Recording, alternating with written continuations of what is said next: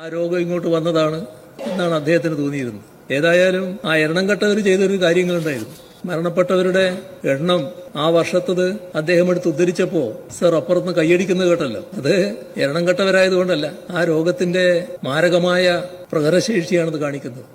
അങ്ങനെ സംഭവിച്ചപ്പോ നാടാകെ പ്രതിരോധത്തിന്റെ ഭാഗമായി അണിനിരന്നിരുന്നു. തുടർന്ന് എല്ലാ ഘട്ടത്തിലും നാം സ്വീകരിച്ച പ്രതിരോധ നടപടികളുണ്ട്. ആ പ്രതിരോധ നടപടികൾ ഒരു ഘട്ടത്തിലും സർക്കാർ മാത്രം എന്ന നിലയിലായിരുന്നില്ല, എല്ലാവരും കൂടിയായിരുന്നു, എല്ലാവരും ചേർന്നുകൊണ്ടായിരുന്നു. എല്ലാവരെയും ഒന്നിച്ചണിനിരത്തൽ ഇതിലേറ്റവും പ്രധാനമാണ്. ആ തരത്തിൽ തന്നെയുള്ള ഇടപെടലുകൾ തുടർച്ചയായി നടന്നതാണ്. എപ്പോഴെല്ലാം നിപ ബാധ ഉണ്ടായോ ആ ഘട്ടത്തിലെല്ലാം ആ തരത്തിലുള്ള പ്രതിരോധ നടപടികൾ ഉണ്ടായിരുന്നു. നിപ മാരകശേഷിയുള്ള ഒരു രോഗമാണ് എന്നത് എല്ലാവർക്കും ബോധ്യമുള്ള കാര്യമാണ്.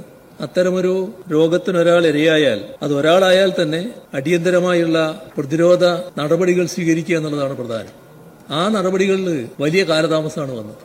നിപ്പ വന്നത് അദ്ദേഹത്തിന്റെ ഭാഷയിൽ എരണം കെട്ടവര് ഇരിക്കുമ്പോൾ ആ രോഗം ഇങ്ങോട്ട് വന്നതാണ് എന്നാണ് അദ്ദേഹത്തിന് തോന്നിയിരുന്നത്. ഏതായാലും ആ എണ്ണം കെട്ടവർ ചെയ്തൊരു കാര്യങ്ങളുണ്ടായിരുന്നു.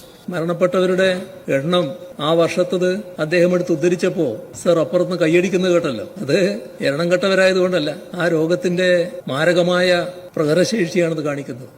അങ്ങനെ സംഭവിച്ചപ്പോ നാടാകെ പ്രതിരോധത്തിന്റെ ഭാഗമായി അണിനിരന്നിരുന്നു. തുടർന്ന് എല്ലാ ഘട്ടത്തിലും നാം സ്വീകരിച്ച പ്രതിരോധ നടപടികളുണ്ട്. ആ പ്രതിരോധ നടപടികൾ ഒരു ഘട്ടത്തിലും സർക്കാർ മാത്രം എന്ന നിലയിലായിരുന്നില്ല, എല്ലാവരും കൂടിയായിരുന്നു, എല്ലാവരും ചേർന്നുകൊണ്ടായിരുന്നു.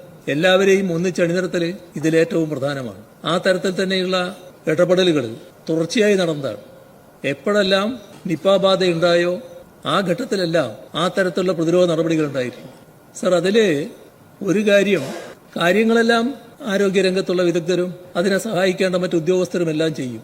എന്നാൽ അതിനെല്ലാം ഒരു ജാഗ്രത കൂട്ടാൻ, ഏകോപനം ഉറപ്പിക്കാൻ സർക്കാർ എന്ന നിലക്ക് നിർവഹിക്കേണ്ട ബാധ്യതയുണ്ട്. ആ ബാധ്യത ഏറ്റവും കൂടുതൽ നിർവഹിക്കേണ്ടത് ഇതുപോലൊരു രോഗമാകുമ്പോൾ ആരോഗ്യമന്ത്രി തന്നെയാണ്. കഴിഞ്ഞ കാലങ്ങളിലെല്ലാം എപ്പോഴൊക്കെ നിപ വന്നോ ആ ഘട്ടത്തിലെല്ലാം ആരോഗ്യമന്ത്രി തൊട്ടടുത്ത മണിക്കൂറാവില്ല, ചിലപ്പോൾ അവിടെ ഉണ്ടാവില്ലല്ലോ, ഇവിടുന്ന് അവിടെ എത്തേണ്ടി വരുമല്ലോ. എന്നാൽ ഇവിടുന്ന് എത്താനുള്ള ആ സമയം മാത്രം അവിടെ എത്തുകയും എല്ലാ പ്രവർത്തനങ്ങൾക്കും ഏകോപനം നടത്തുകയും എല്ലാറ്റിനെയും ഏകോപിപ്പിക്കാൻ ശ്രമിക്കുകയും ചെയ്തിട്ടുണ്ട്. സർ, ഇവിടെ എത്ര ദിവസം എടുത്തു ബഹുമാനായ ആരോഗ്യമന്ത്രി നിപ്പ ബാധിച്ച കോഴിക്കോടെത്താൻ? എന്തിനാണ് അത്രയും ദിവസം എടുത്തത്? അദ്ദേഹം ഉണ്ട് എന്ന് പറയുന്നത് ആ സമയം സ്ഥിരീകരിച്ചിട്ടില്ല. നമുക്കറിയാലോ, അദ്ദേഹം കോഴിക്കോടുകാരനാണ്, ഇത് എല്ലാവർക്കും അറിയാലോ.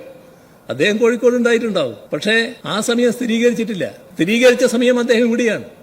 മറ്റെല്ലാം മാറ്റിവെച്ച് അവിടെ എത്തി കാര്യങ്ങൾക്ക് നേതൃത്വം കൊടുത്ത് എല്ലാവരെയും ഏകോപിപ്പിക്കാൻ ശ്രമിക്കണ്ടേ? ആ ശ്രമം ഉണ്ടായോ? എന്തുകൊണ്ടാണ് ഇല്ലാതിരുന്നത്? അപ്പോ സാധാരണഗതിയിൽ ചെയ്യേണ്ട കാര്യങ്ങൾ ചെയ്തില്ല എന്നത് നാം കാണുന്നു.